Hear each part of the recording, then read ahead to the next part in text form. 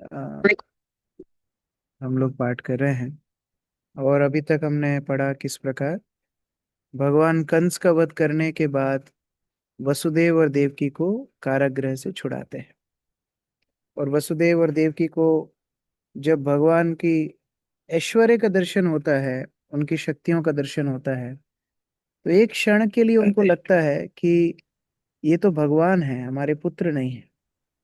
और भगवान जानते थे कि उनकी लीला के लिए ये बहुत अच्छी बात नहीं है कि उनके माता पिता उनको भगवान रूप में देखें। तो भगवान अपनी योग माया शक्ति से पुनः वो वात्सल्य भाव को प्रकट कर देते हैं, क्षमा मांगते हैं कि आपको मेरी वजह से इतने कष्ट लेने पड़े। भगवान क्षमा मांगते हैं। लोग बाग भगवान के पास जाते हैं भौतिक इच्छाएं लेकर के, अपनी तत्कालीन परिस्थितियों का समाधान मांगने के लिए। लेकिन वो ये नहीं जानते कि भगवान का आश्रय लेने में कितना आनंद है।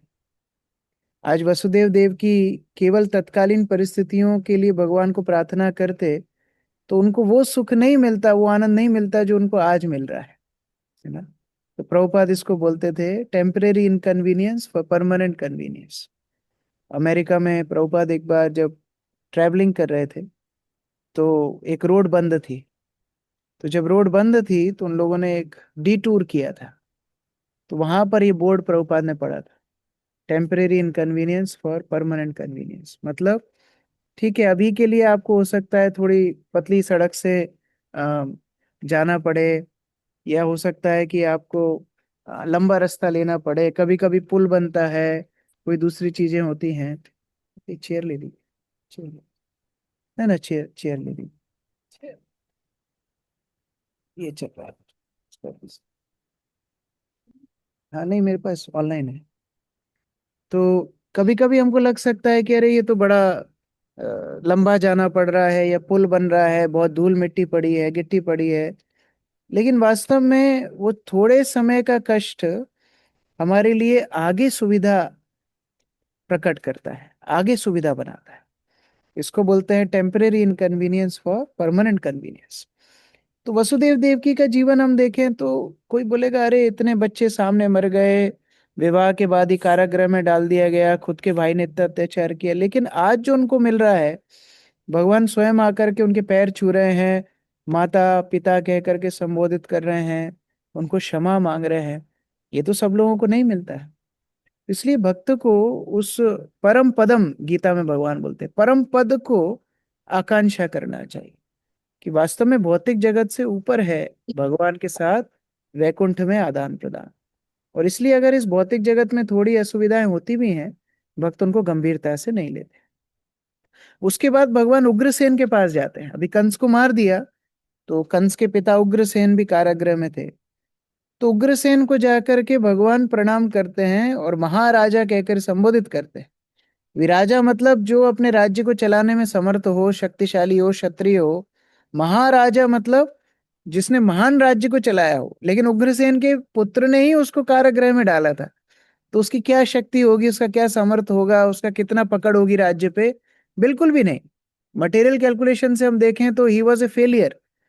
बट क्योंकि भगवान के भक्त थे, भगवान निपुणता को, कंस की निपुणता को नकारते हुए उग्रसेन की अक्षमता को भी स्वीकारते हैं। मतलब efficiency is not important devotional service, वो जरूरी नहीं है, भक्ति ज्यादा जरूरी है। कल भक्त लोग एक वीडियो यहाँ पर प्ले कर रहे थे, गुरु महाराज का बड़ा सुंदर वीडियो है, my only concern is your devotion. उसमें गुरु महाराज बताते हैं कि कोई बहुत धन ला सकता है, बहुत सारी सेवाएं कर सकता है, बहुत सारे अनुयायी बना सकता है, लेकिन वो मुख्य नहीं है। किसके हृदय में कितनी भक्ति है, वो मुख्य है।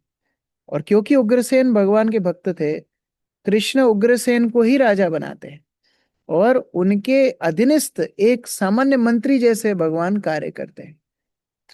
बाद में हम लोगों ने इस अध्याय में पढ़ा किस तरह कृष्ण और बलराम का उपनयन संस्कार होता है, द्विज दीक्षा होती है। तो दक्ष संकर्षण प्रभु पढ़ा रहे थे आप लोगों को, वो बता रहे थे किस तरह द्विज अर्थात दूसरा जन्म, ना पहला जन्म बंधन का जन्म होता है। पहला जन्म हमको बंधन में डालता है, माता पिता हमको बंधन में डालते हैं। लेकिन गुरु जो दूसरा जन्म देते हैं वो बंधन से मुक्त करते हैं। तो सामान्यतः लोग माता पिता के लिए बहुत सम्मान रखते हैं, कृतज्ञता रखते हैं, जो कि एक स्वाभाविक धर्म है।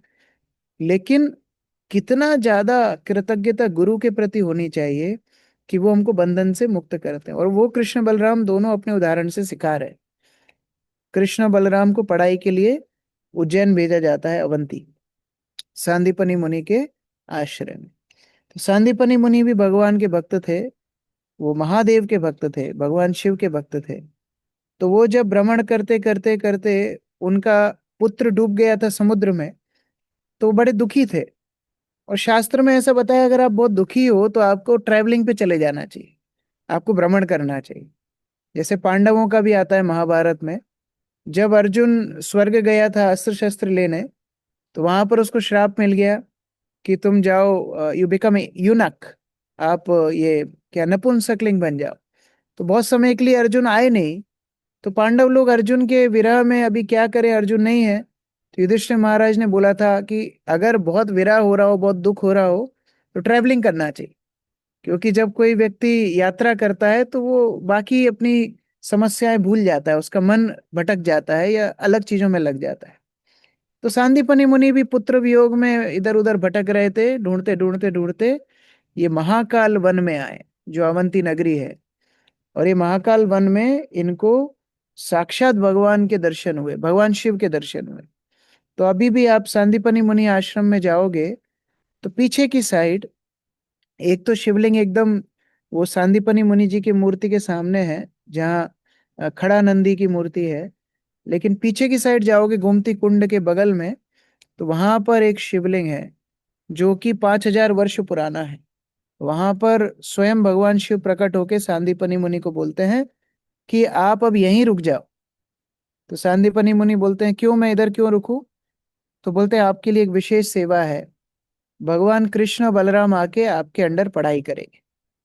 तो सांदीपनी मुनि बोला, मैं तो वैष्णव नहीं हूं, मैं तो आपका उपासक हूँ, तो ये कृपा मेरे ऊपर क्यों हो रही है? तो भगवान शिव दो बहुत अच्छी बातें बोलते हैं। एक तो बोलते हैं, भाई ये कारण है कि भगवान कृष्ण बलराम कोई भी वैष्णव के पास जाएंगे तो उनका भाव ऐसा होगा कि अरे ये तो हमारे भगवान है, तो पढ़ा नहीं पाएंगे, वो बार बार प्रणाम ही करेंगे। तो उनको किसी वैष्णव के अलावा कोई ऐसा कैंडिडेट चाहिए जो डायरेक्ट डिवोटी ना हो, है ना, शैव हो। तो एक तो बात ये, तुम शैव हो, तुम्हारे पास आएंगे। और दूसरा कारण है, भगवान शास्त्रों में बोलते हैं जो डायरेक्ट मेरे भक्त हैं वो मुझे उतने प्रिय नहीं है, जो मेरे भक्तों के भक्त हैं वो मुझे ज्यादा प्रिय है। तो क्योंकि भगवान मुझे, भगवान शिव बोलते हैं, क्योंकि भगवान मुझे अपना भक्त मानते हैं और तुम मेरी भक्ति करते हो, इसीलिए मेरे माध्यम से तुम भगवान को अति प्रिय हो गए। तो अगर कोई देवी देवताओं की उपासना करता भी है, अगर वो अपनी उपासना में ये बोले कि आप हमें सबसे उत्तम जो आपके पास है वो दीजिए, तो उस व्यक्ति को कृष्ण भक्ति देंगे। क्योंकि सारे देवी देवता हो और भगवान शिव तो परम वैष्णव हैं, उनके पास सबसे उत्तम वस्तु देने के लिए भगवान की भक्ति है। तो सांदीपनी मुनि वहीं पर रुक जाते हैं, बहुत समय प्रतीक्षा करते हैं। और यहाँ उग्रसेन महाराज वसुदेव और देव की चर्चा करते हैं कि ये इतने नटखट हैं, ऐसा सुना है वृंदावन में ये एक स्थान पे ज्यादा समय रहते नहीं थे, और इनकी माता को इनको बांध के रखना पड़ता था ऊखल से। ऐसी बातें कुंती महारानी ने उनको सुनाई थी। क्योंकि जिस दिन दामोदर लीला हुई थी, कुंती महारानी वहां पर गई थी, उस समय पर वहीं पर थी वृंदावन में, उन्होंने देखा था लाइव टेलीकास्ट। तो उन्होंने ये सारी कथाएं बताई थी कि अरे ये तो इनको बांध के रखना पड़ता है, ये तो बड़े नटखट हैं। तो पढ़ाई लिखाई क्या करेंगे, होम ट्यूशन से काम नहीं चलेगा, बोर्डिंग स्कूल भेजना पड़ेगा। तो कहाँ भेजें? तो उन्होंने डिसाइड किया अवंती भेजेंगे। तो यहाँ भगवान शिव ने इनको आशीर्वाद दिया था कि आपको, सांदीपनी मुनि को, कि आप रुको, आपको भगवान को पढ़ाना है। और यहाँ वसुदेव देव की निश्चित करते हैं उग्रसेन महाराज से सलाह करके कि इनको उज्जैन भेजना चाहिए। तो उज्जैन सप्त नगरियों में से एक है, बहुत विख्यात तो थी, प्राचीन नगरी थी। कृष्ण बलराम आके वहां पर पढ़ते हैं। और हम लोग यद्यपि इतना महत्व को भूल जाते हैं बार बार, लेकिन हमको सोचना चाहिए वृंदावन श्रेष्ठ है कई कारणों से। लेकिन एक कारण है वृंदावन का कि भगवान वृंदावन में नंगे पैर घूमते हैं, है ना। तो उज्जैन में भी भगवान नंगे पैर घूमे हैं, क्योंकि जब गुरुकुल में थे तो खड़ाऊ पहनना अलाउड नहीं था। तो बाकी सब जगह, हस्तिनापुर गए, कुरुक्षेत्र गए, द्वारका गए, सब जगह भगवान खड़ाऊ पहन के, पादुका पहन के चलते थे। लेकिन उज्जैन की भूमि पे ही भगवान नंगे पैर चले हैं। तो बहुत विशेष स्थान है उज्जैन। तो वहां पर कृष्ण बलराम ने पढ़ाई की। और आप लोगों ने श्लोक संख्या 35 36 तक पढ़ लिया था। लेकिन भगवान ने क्या क्या पढ़ाई की आप लोगों ने नहीं पढ़ा था, तो हम लोग थोड़ा उसको पढ़ लेंगे। हे राजन, पुरुष श्रेष्ठ कृष्ण तथा बलराम स्वयं ही सभी प्रकार की विद्याओं के आदि प्रवर्तक होने के कारण किसी भी विषय की व्याख्या को एक ही बार में सुनकर तुरंत आत्मसात कर सकते थे। सारी विद्याओं के स्रोत भगवान स्वयं है। किसको याद है वो श्लोक? गीता का एक श्लोक है। भगवान बोलते हैं सारी विद्या, अविद्या, ज्ञान, अज्ञान, वेद सब मुझसे आते हैं।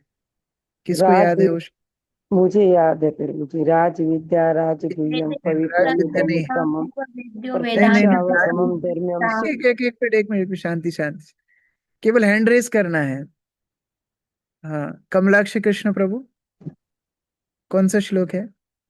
प्रभु जी हरे कृष्ण, दंडवत प्रणाम प्रभु जी। सर्वस्य अहम हृदि सन्निविष्ट, ये श्लोक किया।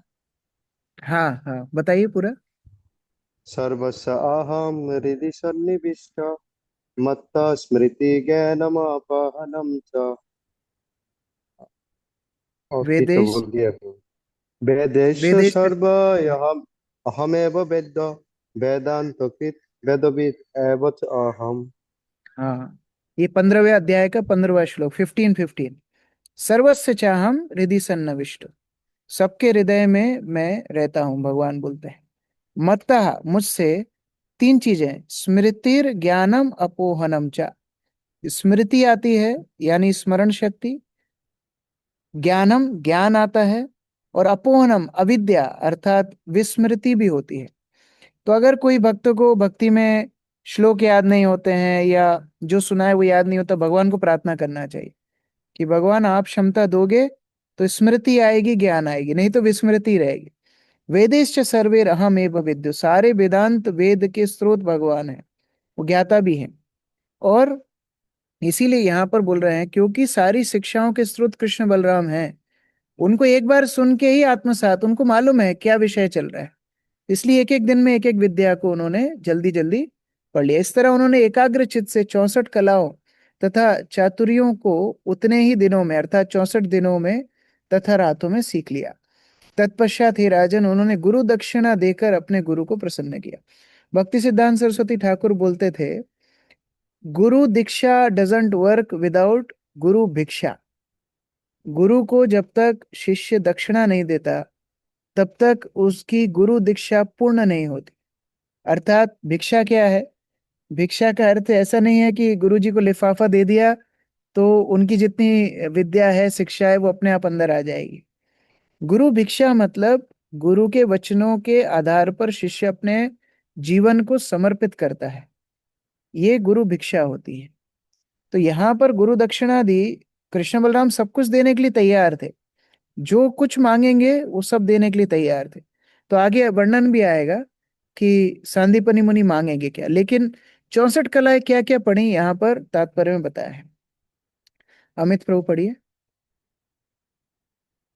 हरे कृष्ण प्रभु जी, दंडवत आप प्रणाम। कौन से अंधकार में ता- बैठे हो? आप कहाँ बैठे हो? प्रभु जी वो होटल में हूँ। जी प्रभु जी। ओके। तात्पर्य, निम्नलिखित सूची में वे 64 कलाएं दी जा रही हैं जिनमें कृष्ण तथा बलराम ने 64 दिनों में भली भांति सीख लिया था। अधिक जानकारी के लिए देखें श्रील प्रभुपाद की कृत भगवान कृष्ण।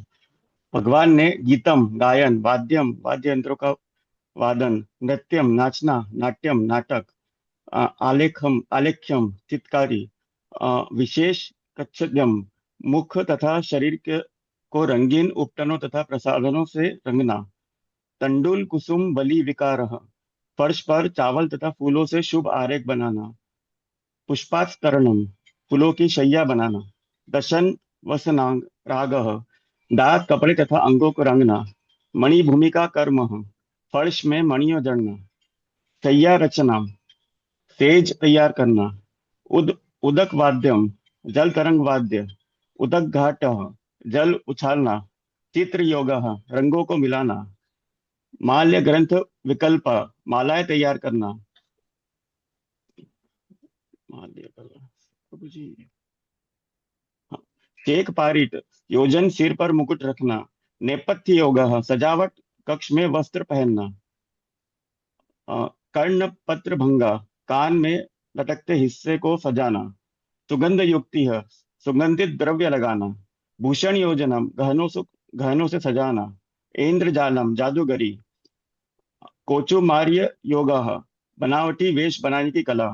हस्तलाघवम, हाथ की सफाई। चित्र शाकपूप भक्ष्य विकार क्रिय, तरह तरह की रोटियां, सलाद, केक तथा अन्य प्रकार के स्वादिष्ट भोजन तैयार करना। पानक रस रागासौ योजनम, विशिष्ट स्वादोपेयों को तैयार करना तथा पेयों में लाल रंग मिलाना। सूची वाय कर्म, सिलने बुनने का कार्य। सूत्र क्रीड़ा, डोरे से चलाई जाने वाली कठपुतलियां नचाना। वीणा डमरुक वाद्यनी, वीणा तथा डमरू बजाना। प्रहेलिका प्रतिमाला, पहली बुझाना तथा अंताक्षरी योजना। दुर्वच कयोगः, गुड़ प्रश्न पूछना। पुस्तक वाचनम, पुस्तक वाचना। नाटिका दर्शनम, छोटे नाटकों का अभिनय तथा आख्यायी लिखना सीखना। इनके अतिरिक्त कृष्ण तथा बलराम ने काव्य समस्या पूर्णम, समस्या पूर्ति। पट्टिका वेत्र बाण विकल्पः, कपड़े की पट्टी और तथा छड़ी से बाण बनाना। तुर्क कर्म, तकली काटना। तक्षणम, बढ़ईगिरी। वास्तुविद्या, वास्तुशिल्प। रौप्य रत्न परीक्षा, चांदी तथा रत्नों की परीक्षा करना। धातुवाद, धातु कर्म विज्ञान। मणिराग ज्ञानम, विविध रंगों से मणियों को रंगना। आकार ज्ञानम, खनिज विज्ञान। वृक्षा युर्वेद योग, वनस्पति द्वारा चिकित्सा। मेष कुट्टल कुट्टल लावक युद्ध विद्धि। मेढे, मुर्ग तथा बटेर लड़ाने का प्रशिक्षण देना। शुक्र सारिका प्रलापनम, तोता मैना को बोलना तथा मनुष्यों द्वारा पूछे गए प्रश्नों को उत्तर सिखाना। उत्सादन, लेपों द्वारा घावों का उपचार। केशव मार्जन कौशलम, केश सज्जा। अक्षर मुष्टिका, कथनम, बिना देखे बताना कि पुस्तक में क्या लिखा है या कि दूसरे की मुट्ठी में क्या छिपा है। म्लेच्छिक म्लेच्छिक तुर्क विकल्प, बर्बर या विदेशी कूटनीति को जानना। देश भाषा ज्ञानम, प्रांतीय बोलियों को ज्ञान। पुष्प शक्तिका निर्मितम ज्ञानम, फूलों से खिलौनों खेल गाड़ी बनाने की कला। यंत्र मात्रिका, जादू के वर्ग, सभी दिशाओं में एक ही जोड़ वाले संख्याओं को तर बितर रखना। धारण मात्रिका, तबीज का प्रयोग। संवाच्यम, वार्तालाप। मानसिक काव्य क्रिया, मन से छंद बनाना। क्रिया विकल्प, कोई साहित्यिक कृत्य या औषधि उपचार का आयोजन। फलितक योगा, मंदिर बनाना। अभिधान कोश, कोशच्छेद ज्ञानम, शब्दकोश तथा छंदों का ज्ञान। वस्त्र गोपनम, वस्त्रों को छिपाने या भेष बदलने की विद्या। द्युत विशेषम, जुआ खेलने के विविध रूपों का ज्ञान। आकर्षक क्रीड़ा, चौसर का खेल। बाल क्रीडनम, बच्चों के खिलौनों से खेलना। वेनाई की विद्या, योग शक्ति द्वारा अनुशासन, मंत्र विद्या। वैज्य की विद्या, विजय प्राप्त करने का विद्या। वैताली की विद्या, प्रातःकाल संगीत द्वारा स्वामी को जगाने की कलाएं भी सीखी। हाँ, तो यहाँ पर इतनी सारी कलाएं हैं, कोई अगर ठीक से पढ़ेगा, इतनी अलग अलग वैरायटी है कि हम लोग कभी कभी आश्चर्य कर सकते हैं कि राजा को इतना सारा ज्ञान होने की आवश्यकता क्या है। कृष्ण बलराम तो राजकुमार थे, उनको थोड़ा बहुत इकोनॉमिक्स, थोड़ा बहुत पॉलिटिक्स, थोड़ा बहुत शस्त्र विद्या, यही पढ़ाने से हो जाता था। अभी माला बनाना, फूलों की रंगोली बनाना, आकृति बनाना, भेष बदलना सीखना, वनस्पतियों का ज्ञान होना, ये सब की जरूरत क्या थी। वास्तव में राजा को हर क्षेत्र का ज्ञान होना इसलिए आवश्यक है क्योंकि हर व्यक्ति की समस्या उसको समझ में आनी चाहिए। इसी तरह से कृष्ण भावनामृत में जब कोई भी भक्त कोई भी सर्विस को लीड करता है, वो सर्विस खुद को भी करके देखना चाहिए। डेलीगेशन हम लोग करते हैं, दूसरे भक्तों को लगाते हैं क्योंकि हमारे सेवा का जो स्तर होता है बहुत बड़ा होता है, बड़ा व्यापक होता है। अभी बड़ा फेस्टिवल संभालना है, सब कुछ आप नहीं कर सकते, सर्विस लिस्ट होती है, हर व्यक्ति को कुछ ना कुछ सर्विस असाइन होती है।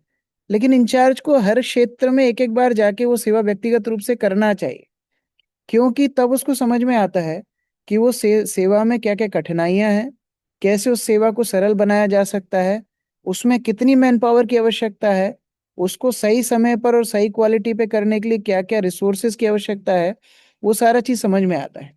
तो हम लोग जब गुरु महाराज के साथ में फेस्टिवल में देखते थे, गुरु महाराज हर क्षेत्र में जाके देखते थे, तो कुकिंग कैसे हो रही है, मालाएं कैसे बन रही है। रात में मीराबाई माता जी वो मंदिर को जब डेकोरेट करती थी, गुरु महाराज रात में 1-2 बजे उठ करके जाते थे देखने के लिए वो लोग कैसे कर रहे हैं। हर क्षेत्र में लीडर को पता होना चाहिए, तब जाके वो हर भक्त को सही तरह से फैसिलिटेट कर पाएगा। मॉडर्न वर्ल्ड की लीडरशिप अलग प्रकार की है ना, वो फाइल में सारा काम करते हैं फिर छोड़ देते हैं, फिर अभी दूसरा व्यक्ति करेगा। लेकिन कृष्णा कॉन्शियस लीडरशिप इस तरह नहीं है। दूसरी बात है, अगर आप ध्यान से देखोगे, जैसे यहाँ सांदीपनि मुनि ने इतनी सारी कलाएं कृष्ण बलराम को सिखाई, वैसे ही इस्कॉन के माध्यम से भक्त लोग भी इतनी कलाएं सीखते हैं। हमने देखा उज्जैन में गुरु महाराज ने ये सारी कहीं ना कहीं पर ये कलाएं रखी हैं। एक भक्त ऑफरिंग दे रहे थे अपनी कि कृष्ण बलराम ने उज्जैन में आके इतनी सारी कलाएं सीखी, तो इस्कॉन उज्जैन में ये सारी कलाएं देखने को भी मिलती हैं।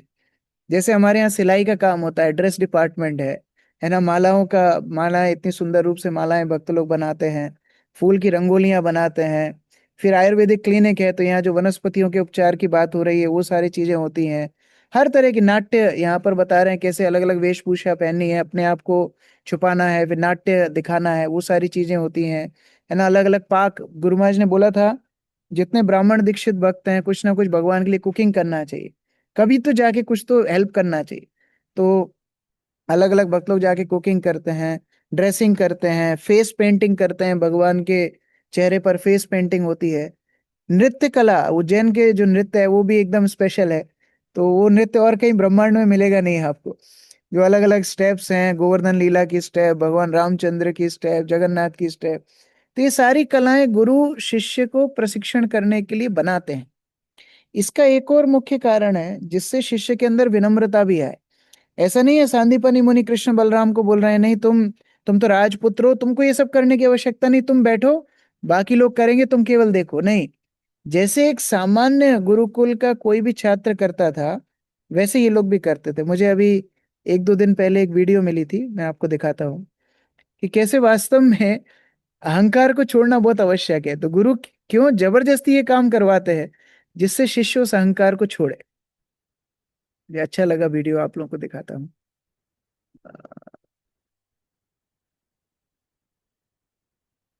ओके। है कोई याचक यहाँ? याचक यहाँ है। बोलो याचक, क्या दूं तुम्हें? एक याचक को क्या दे सकते हो श्रेष्ठी?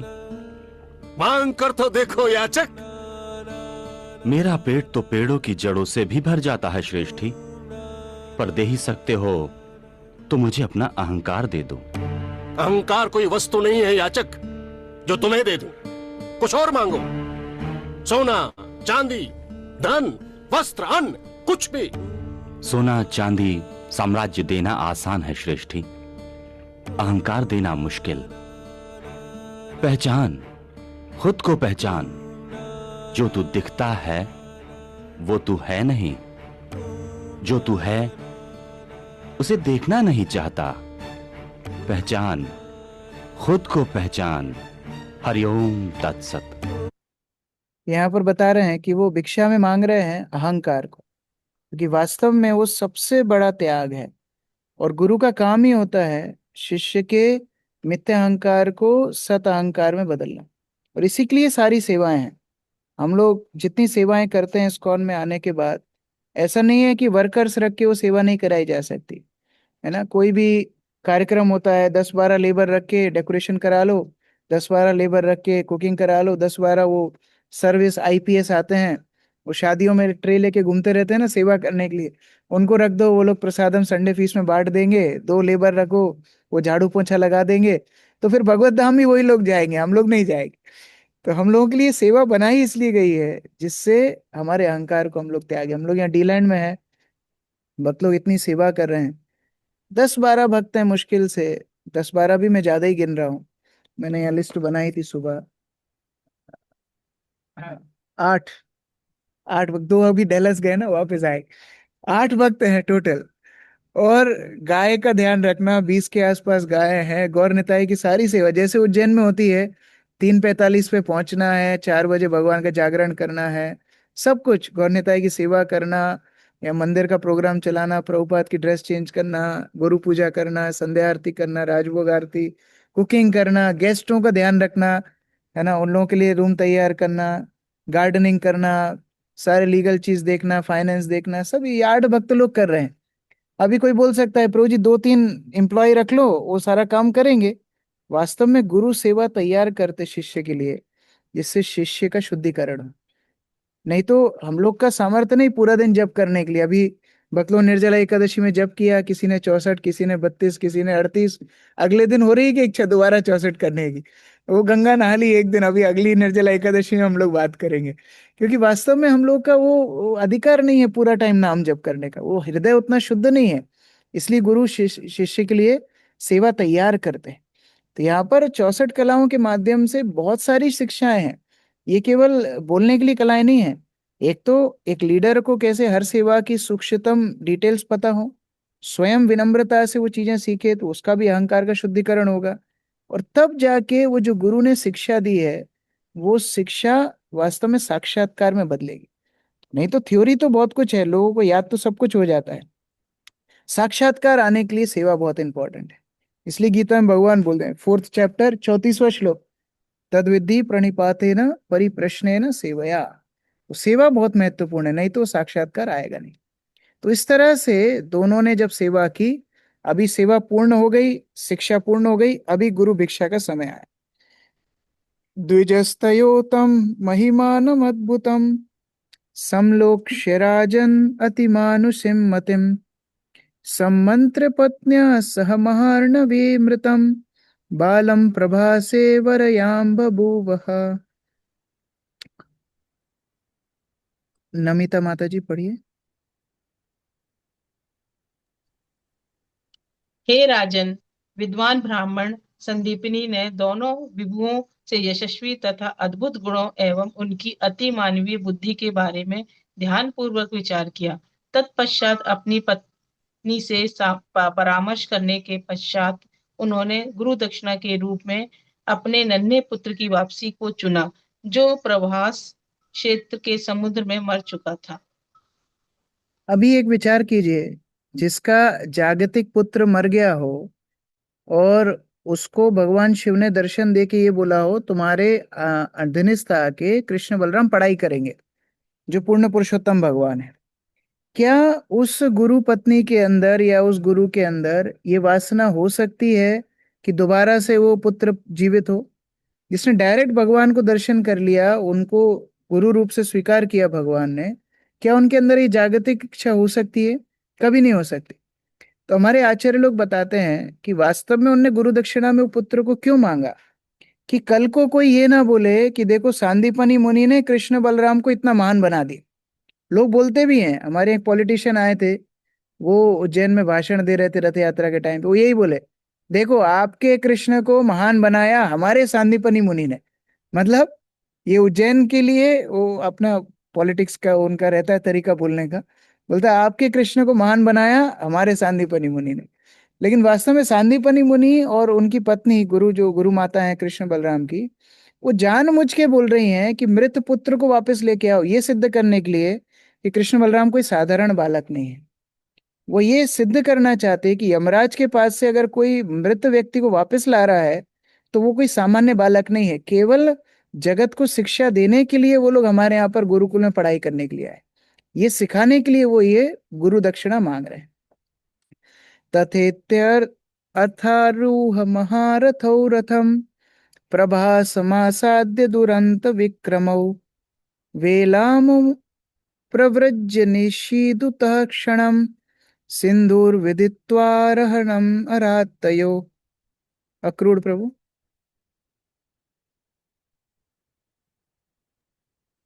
हरे कृष्णा प्रभु, दंडवत प्रणाम।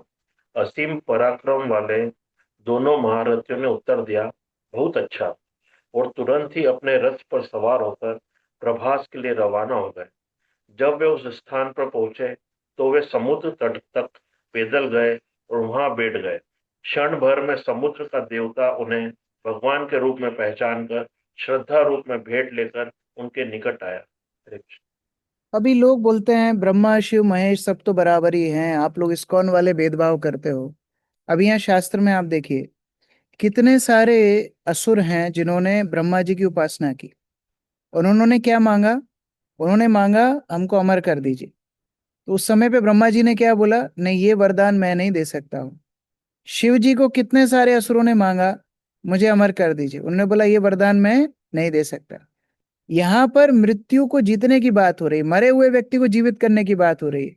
और दोनों कृष्ण बलराम क्या बोलते हैं? हाँ हाँ, ठीक है, बहुत अच्छा, बहुत है, साधु साधु, नो प्रॉब्लम। जैसे मानो किसी ने बहुत सामान्य सी वस्तु मांग ली हो, वो तुरंत तैयार हो गए, क्योंकि मृत्यु के ऊपर ये भगवान है। ये सारे देवता जिनकी केवल मया दक्षेण प्रकृति सूयते सा चराचरम, उनकी आंखों के इशारे पर चलते हैं, ऐसे भगवान तुरंत तैयार हो गए। और बताया कहाँ पर डूबा था? वो प्रभास क्षेत्र में डूबा था। प्रभास क्षेत्र मतलब गुजरात।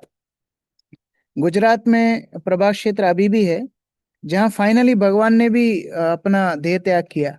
जहाँ देह त्याग तो नहीं, मतलब भगवान अपने धाम को गए, तो प्रभास क्षेत्र में ही वो गुरुपुत्र डूबा था। तो ऐसा भक्त लोग बताते हैं कि भगवान जब गुरुपुत्र को आ, लेने के लिए प्रभास क्षेत्र गए थे, तभी उनको वो टापू दिख गया था। बाद में फिर जब उनको द्वारका बसानी थी तो उनको याद था, अरे वो अच्छा स्पॉट था, वो प्लॉट अच्छा था, अपनी नजर का प्लॉट था, तो वहां पर जाके उन्होंने बाद में द्वारका बसाई। तो प्रभास क्षेत्र गए, समुद्र के तट पर जाके समुद्र के देवता को बोला पुत्र वापस देने के लिए, गुरुपुत्र वापस देने के लिए। तो समुद्र तुरंत आकर के वो अपना अभिवादन करता है और भगवान को बोलता है कि वो पुत्र यहाँ पर नहीं। कल हम लोग पाठ करेंगे, क्योंकि इससे पहले जब भगवान रामचंद्र के रूप में आए थे तब समुद्र को एक्सपीरियंस हो गया था। उस समय पे भगवान रामचंद्र गए एकदम नीचे भारत के, लंका जाना था, समुद्र को बोला रास्ता दे दो, उसने नहीं दिया। 3 दिन तक व्रत किया, नहीं दिया। फिर उनने धनुष पे बाण चढ़ा लिया, तब वो समुद्र हाहाकार करके आया था। तो इस बार उसने वो गलती नहीं की, एक बार सीख गए, अभी दोबारा गलती नहीं की। तो भगवान ने बोला गुरुपुत्र दो, अभी तुरंत आ गया। बोले नहीं नहीं, मेरे पास नहीं है, वो पांचजन्य के पास होगा। तो अभी हम लोग कल श्लोक संख्या 39 से कल पाठ करेंगे। किसी का कोई प्रश्न है? Any question?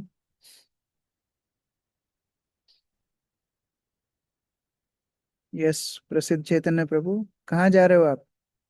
तो जी ऑफिस तो अब पंच करने जा रहा हूँ। आज प्रभु जी की क्लास है ना, ब्रज बिहारी प्रभु की, तो फटाफट पंच करके आ जाऊंगा। तो अभी ओ, फिर क्लास अटेंड कर लूंगा प्रभु जी। अच्छा, हाँ बताइए। प्रभु जी, जैसे अभी आपने बताया कि जो मिथ्या अहंकार है, गुरु जो है वो सेवाओं के द्वारा शिष्य का जो है मिथ्या अहंकार समाप्त कर देते हैं। तो ये जो हम्म, सेवाएं हैं, जैसे हमको वैष्णव लोग भी सेवाएं देते हैं, पर ये ऐसा लगता है मिथ्या अहंकार जो है ये, मतलब ये समय के साथ में जाता है, क्या होता है मतलब ये अहंकार, तो ऐसा लगता है बड़ा ये, बढ़ रहा है। हाँ बढ़ता है प्रभु जी।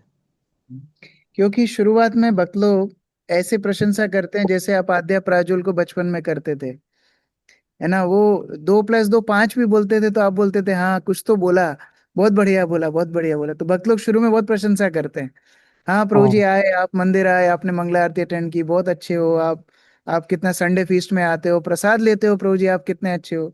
तो शुरुआत में वो प्रोत्साहन दिया जाता है, लेकिन हाँ धीरे धीरे उस सेवाओं में चुनौतियां आती हैं, है ना? शारीरिक चुनौतियां आती हैं, मानसिक चुनौतियां आती हैं। कभी जैसी हम अपेक्षा करते हैं वैसा नहीं होता है, समर्थन नहीं मिलता है, कई बार कुछ रुकावटें भी आती हैं। और यही सेवाएं हमको शुद्ध करती हैं। उस समय पर कोई अपनी सेवा को छोड़े बिना वो कंटिन्यू करेगा तो वो शुद्ध हो जाए। तो मानसिक रूप से, शारीरिक रूप से तो शुद्ध होगा ही, आध्यात्मिक रूप से भी शुद्ध होगा। अभी जरूरी नहीं है सबके लिए साथ एक ही जैसा हिसाब, है ना? कुछ भक्तों को ज्यादा शुद्धिकरण की आवश्यकता होती है, ज्यादा चुनौतियां उनकी सेवा में आती, फिर उनको पकड़ के रखना है।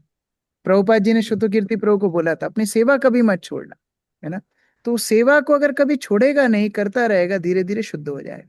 कुछ भक्तों को उतनी आवश्यकता नहीं होती है, वो बढ़िया मजे से अपनी सेवा करते रहते हैं, आध्यात्मिक रूप से अंदर से शुद्ध हो जाते हैं, फिर वो भगवान के धाम में चले जाते हैं।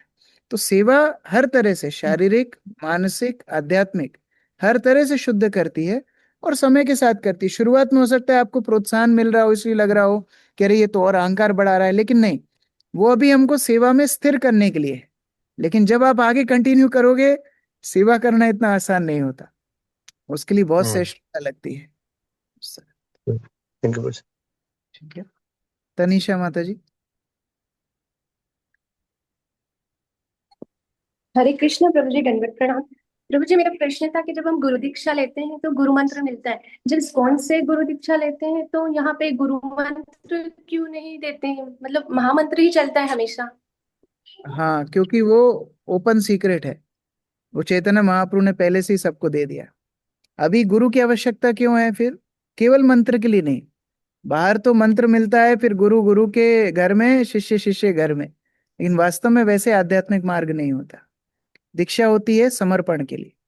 हम गुरु को अधिकार देते हैं कि गुरु गुरु कर्णधारम, कर्णधार का मतलब दूसरा भी होता है, लेकिन कर्णधारम मतलब हमारा कान पकड़ ले और कान पकड़ के हमको रास्ते पर रखे।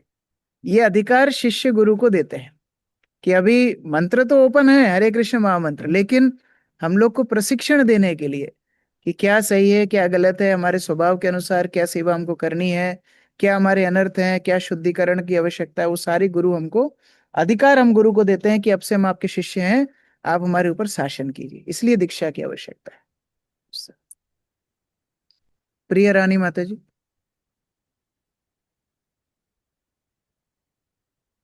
हरे कृष्णा प्रभु जी, दंडवत प्रणाम। प्रभु जी, ये इसमें बताया भगवान जी ने 64 कलाएं सीखी, उसमें 2-3 चीजें जैसे जुआ खेलने की, विविध रूपों का ज्ञान, वो चौसर का जुआ नहीं है, उसका लिख दिया है जुआ, वो आजकल का जुआ नहीं है, 3 पत्ती जुआ नहीं है वो।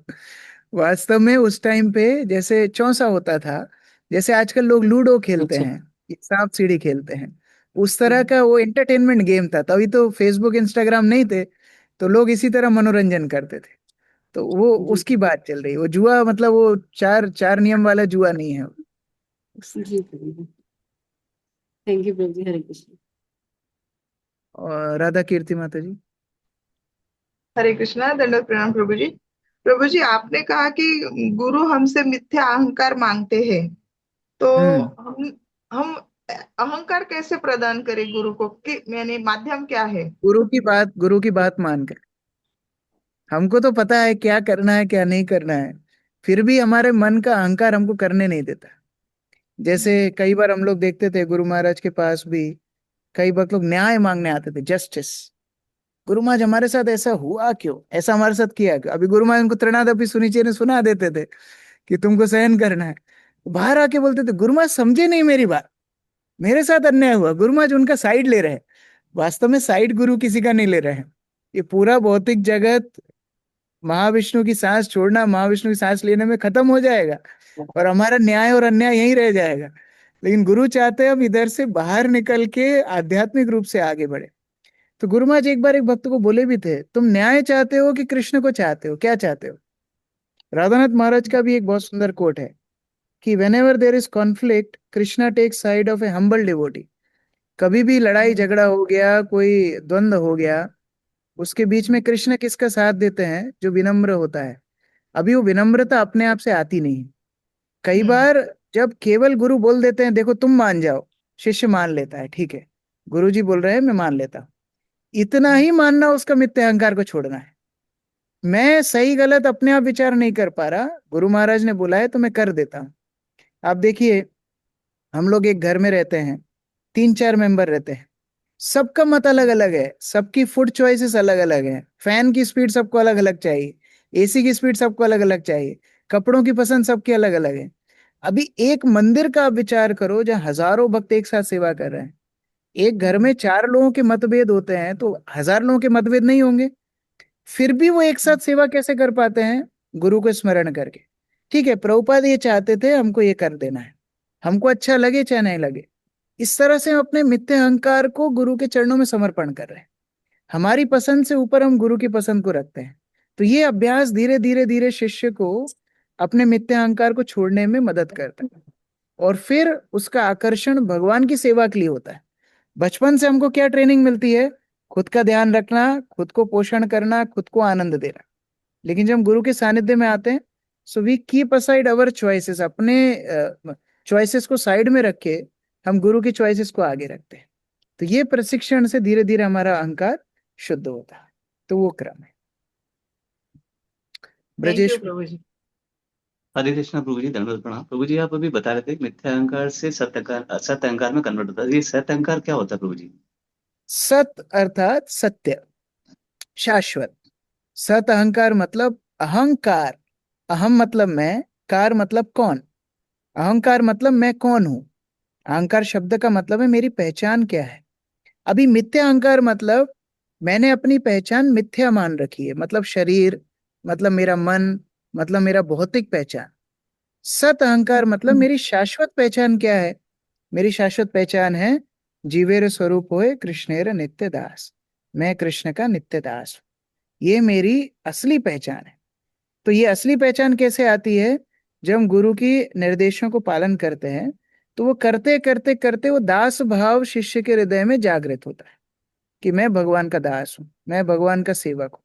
ये करते करते करते रोज हम प्रणाम करते हैं भगवान को, एक दिन हृदय से फिर वो भावना आती है मैं भगवान का दास हूं। रोज हम भगवान की आरती करते हैं, भाव आता है मैं भगवान का दास हूं। रोज हम भोजन करने के पहले भगवान को भोग लगाते हैं, भावना आती है भगवान भोगता है, मैं तो उनके प्रसाद ग्रहण कर रहा हूँ। रोज हम भगवान का नाम पुकारते हैं, धीरे धीरे वो भावना आती है वो मेरे स्वामी है, मैं उनका सेवक हूँ। तो ये क्रम सेवा के माध्यम से, साधना के माध्यम से मिथ्या अहंकार से सत अहंकार में परिणत होता है। ठीक है। Thank you. हरे कृष्ण। राजकिशोर प्रभु। हरे कृष्णा प्रभु जी, दंडवत प्रणाम प्रभु जी। प्रभु जी उत्तम सेवा क्या है और ये कैसे पूर्ण होता है प्रभु जी?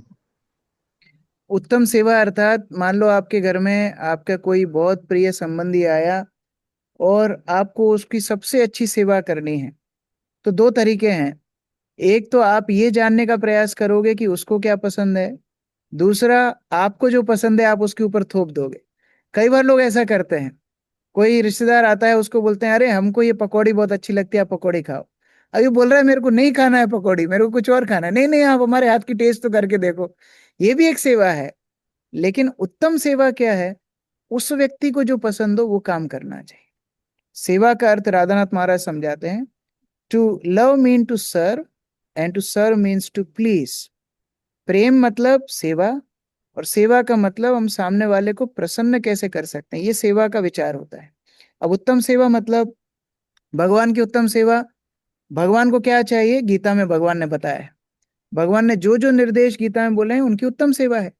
उसी तरह गुरु की उत्तम सेवा क्या है? गुरु जो वचन बोल रहे हैं वो उत्तम सेवा है। कई बार भक्त लोग बाह्य चीजों से बहुत आकर्षित हो जाते हैं। गुरु को हम अच्छा सा आसन देंगे, गुरु को हम बहुत अच्छे से कुशन देंगे बैठने के लिए। हम लोग यहाँ ऑरलैंडो में गुरु महाराज के साथ थे। यहाँ से मायामी 6 घंटे का रास्ता है, तो मायामी गए थे। तो एक भक्त, बहुत अच्छे भक्त हैं, उनके घर में गुरु महाराज गए थे। तो उन्होंने एक कुर्सी दी थी गुरु महाराज को बैठने के लिए। तो गुरु महाराज बैठे थे तो उनके पैर लटक रहे थे। अब भाव वो भक्त का अच्छा था, वो बेचारा सोच रहा था गुरु महाराज के पैर लटक रहे हैं, तो इधर उधर दौड़ रहे थे। वो एक तकिया ढूंढ रहे थे जो गुरु महाराज के पैर के नीचे रख सके। तो गुरु महाराज ने उनको बुलाया, इधर आओ, मैं तुम्हारे घर में तुम्हारा तकिए पे पैर रखने के लिए नहीं आया, इधर बैठो, मैं तुमको कृष्ण भक्ति का संदेश देने आया हूँ। मेरी सबसे उत्तम सेवा है ठीक से श्रवण करो और मेरी वाणी का पालन करो। ये सबसे उत्तम सेवा है। तो सेवा तो हम सब तरह से जो हमको मन में आए वो लोग करते हैं। लड्डू चढ़ा देते हैं, भंडारा कर देते हैं, क्या क्या कर देते हैं। तो उत्तम सेवा है गुरु कृष्ण क्या चाहते हैं पहले वो जानना, ठीक से श्रवण करना, फिर उसको पालन करना। ये उत्तम सेवा है। ठीक है, अंतिम प्रश्न, 2 मिनट बचे। हंसराज प्रभु। दंडवत प्रणाम। हरे कृष्ण प्रभु जी, दंडवत प्रणाम। प्रभु जी, जो शिव जी ने साक्षात आके मतलब संदीपनी मुनि जी को बताया था कि कृष्ण बलराम जी आएंगे। हाँ हाँ, साक्षात प्रकट हुए। तो वही स्थान पे अभी भी वो स्वयंभू शिवलिंग है सांदीपनी आश्रम में। हम लोगों ने तो सोचा था ये जब अध्याय आएगा तो वहीं पर जाके पढ़ेंगे, लेकिन मैं ही इधर आ गया। तो आप लोग कभी दर्शन करने जाओ तो आप दर्शन कर सकते हो, गोमती कुंड के बाजू में ही वो स्थान है, सुंदर। ठीक है। कृष्णा धन्यवाद प्रणाम प्रभु जी। श्री प्रभुपाद की जय। ग्रंथराज श्रीमद् भागवतम की जय।